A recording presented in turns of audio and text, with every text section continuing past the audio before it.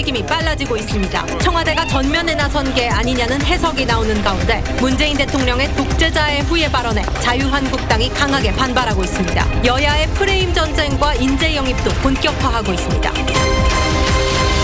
현직 경찰관이 도로를 역주행하다가 마주오던 차량과 충돌해 숨지는 사고가 발생했습니다. A경위는 반대편 도로를 이용해 김제로 향해야 했지만 진입금지 표지판이 있는 부안 방향 도로로 진입했습니다. 상대 차량 운전자도 중상을 입고 치료 중입니다. 북한이 트럼프 대통령에게 선 비핵화 요구를 거둬야 회담에 다시 나갈 수 있다고 말했습니다. 북한의 속내 알아봅니다.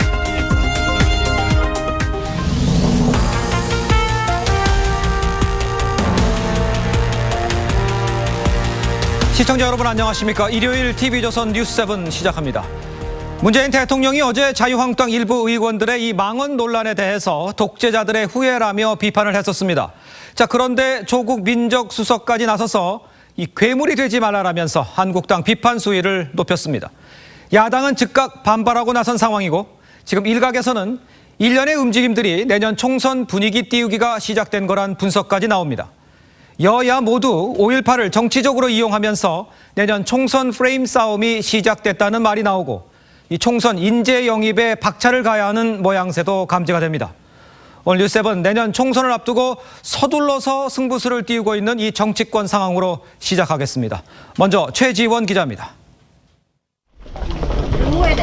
조국 청와대 민정수석은 자신의 페이스북을 통해 5.18 폄훼와 망발을 일삼는 자들에게 우리 사람 되기 힘들어도 괴물이 되진 말자는 말을 보낸다고 했습니다. 5.18 폄훼 논란을 빚은 자유한국당 일부 의원들을 영화 대사에 빗대 비판한 겁니다.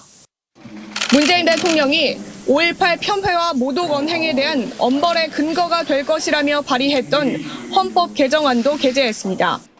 4.19 혁명, 부마 항쟁과 5.18 민주화 운동, 60 항쟁의 민주 이념을 계승한다는 점을 분명히 하였습니다. 문 대통령은 어제 5.18 폄훼를 놓고 독재자 후예라는 말까지 했습니다. 독재자의 후예가 아니라면 5.18을 다르게 볼 수가 없습니다. 일각에선 청와대가 내년 총선을 의식해 비판 강도를 높이는 것 아니냐는 해석이 나옵니다. 청와대 전현직 인사들도 총선 채비에 나서는 모양새입니다. 출마 가능성이 거론되는 조수석과 이용선 시민사회 수석 등이 5.18 기념식을 찾았고 청와대 1기 참모인 임종석 전 비서실장과 윤영찬 전 국민소통수석 등이 단체 참배하는 모습도 공개됐습니다. 올 중순까지 총선 출마를 위해 청와대를 나갈 직원들도 대거 예정돼 있습니다. TV조선 최지원입니다. 앞서 말씀을 드렸습니다만 이 문재인 대통령의 독재자 후예 발언을 놓고 지금 여야는 치열한 공방이 펼쳐지고 있습니다. 5.18 공방이 총선 프레임 전쟁으로 번지는 것 아니냐 이런 관측도 나옵니다. 여야의 총선 인재 영입도 시동이 걸렸습니다. 서주민 기자입니다. 제주를 방문한 자유한국당 황교안 대표는 문재인 대통령의 독재자 후예 발언에 불편한 심기를 내비쳤습니다. 저는 저의 길을 갈 것이고요. 자유한국당은 또 자유한국당의 길을 국민 속에서 찾아 차근차근 가도록 그렇게 하겠습니다. 한국당은 반쪽짜리 대통령의 모습이지 통합의 메시지는 아니었다고 했습니다. 민주당은 당연한 말에 심기가 불편한 사람이 있다면 스스로 독재자의 후예임을 인정하는 꼴이라고 대응했습니다. 자유한국당의 반쪽짜리라는 비판은 대통령 기념사에 공감한 대다수 국민들에 대한 비판과 같습니다. 겉으론 5.18 발언 공방이지만 내년 총선을 앞둔 여야의 프레임 전쟁이 시작됐다는 분석이 나옵니다. 민주당은 내년 총선은 과거 대 미래의 대결이 될 것이라며 한국당을 과거 정당으로 규정하는 분위기입니다. 반면 한국당은 결국 경제 심판이 될 것이라며 현 정부의 경제 실정 부각에 주력하고 있습니다. 여야는 인재 영입에도 시동을 걸었습니다. 청와대 참모진을 대거 수혈받은 민주당은 외연 확대를 키워드로 인재 영입 작업을 시작했고 한국당 역시 2,000명 규모의 인재풀을 구성해 개별 접촉에 나섰습니다. TV조선 서주민입니다. 자, 이런 상황에 더불어민주당 양정철 민주연구원장이 유시민 노무현 재단 이사장에게 벼슬 했으면 헌신해야 한다 이러면서 정계 복귀를 거듭 요청을 했습니다. 유 이사장은 원래 자기 머리는 못 깎는다고 즉답을 피했습니다. 자, 그렇다면 만약에 요청이 있으면 복귀할 수도 있다는 것인지 의문이 남습니다. 최원국 기자입니다. 어제 열린 노무현 문화재 토크 콘서트에서 사회자가 유시민 노무현 재단 이사장을 소개하자 시민들의 환호가 쏟아집니다.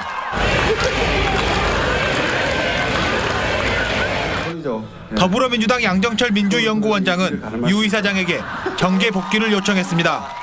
저는 유시민 선배가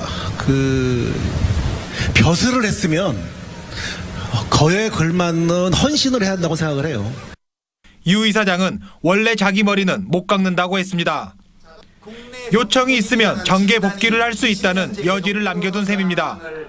정권 재창출도 강조했습니다. 이제 문재인 대통령 집권 5년 기간이 노무현의 시대로 더 가까이 가는 그런 기간이 될 거라고 보고요.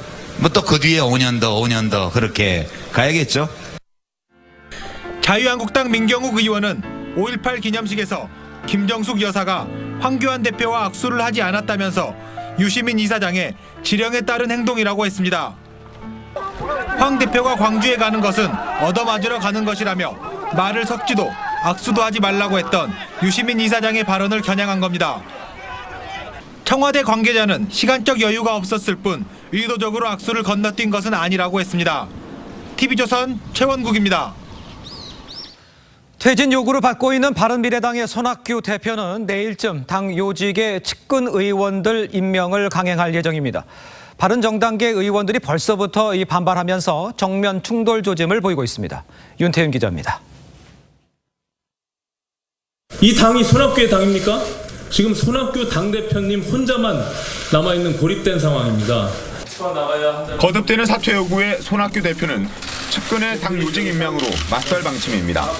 내일 최고위원회의에서 최이배 의원과 임재훈 의원을 정책위 의장과 사무총장에 각각 임명하는 안을 예고했습니다. 난 사퇴 안 하죠. 내 죽음의 길로 들어섰다. 손 대표의 퇴진을 요구하는 바른정당계 의원들은 즉각 반발했습니다. 의원총회에서 사실상 탄핵된 손학규 대표가 독단적인 인사권을 행사하는 것은 수용할 수 없다는 겁니다. 인사권을 꼭 행사하겠다면 꼼수 부리지 말고 최고위 의결을 거치라고 주장했습니다. 지난번 권은희 의장 때 같은 경우는 최고위원들의 동의를 모두 거쳤다라고 본인이 얘기했습니다. 기준과 원칙을 달리하는 이런 손 대표의 태도 문제가 있고요. 손 대표와 퇴진 요구 의원들은 오늘 저녁 서울 모초에서 만나 단판 회동을 하려 했지만 이마저도 무산됐습니다. TV조선 윤태윤입니다.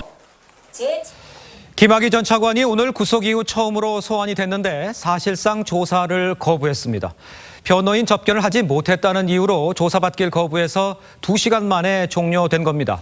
이 검찰은 오는 화요일 다시 소환을 통보했습니다. 김태훈 기자입니다.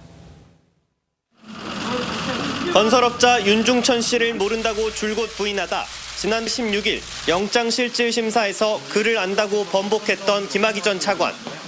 윤중천 씨 모르십니까? 오늘 오후 구속 후 처음으로 검찰에 소환됐습니다. 영장실질심사에서 갑자기 진술을 번복했는데 오늘 조사에서도 계속 그런 취지로 답변하실 건가요? 하지만 김 전 차관은 오늘 검찰청에 나와 조서 작성을 거부하고 2시간 만에 구치소로 돌아갔습니다. 새로 선임한 변호인과 접견을 하지 못했다는 이유 때문입니다. 김 전 차관은 지난 17일에도 변호인 접견을 못했다는 이유로 한 차례 검찰의 소환에 불응했었는데 사실상 조사를 거부하고 있는 모양새입니다. 검찰은 다음 주 화요일 다시 소환을 통보했습니다. 한편 검찰은 다음 주 초 윤중천 씨에 대해서도 구속영장을 재청구하는 방안을 유력하게 검토하고 있습니다. 기존의 사기와 알선수재 등 혐의 외에 성범죄 혐의를 추가하는 방안을 고심 중인 것으로 알려졌습니다. 검찰은 다음 달 초인 김 전 차관의 구속기간 내 이번 사건 수사를 마무리한다는 방침입니다. TV조선 김태훈입니다. 전북 부안에서 현직 경찰관이 역주행을 하다가 마주오던 차와 충돌해서 사망했습니다. 2km 정도를 역주행한 건데 이 경찰은 음주운전 여부를 조사 중입니다. 김달호 기자입니다. 흰색 승용차 앞부분이 형체를 알아볼 수 없을 정도로 부서졌습니다. 차선 반대 방향으로 멈춰선 SUV도 심하게 찌그러져 있습니다. 오늘 새벽 1시 10분쯤 전북 부안의 왕복 4차로 도로에서 역주행 사고가 발생했습니다.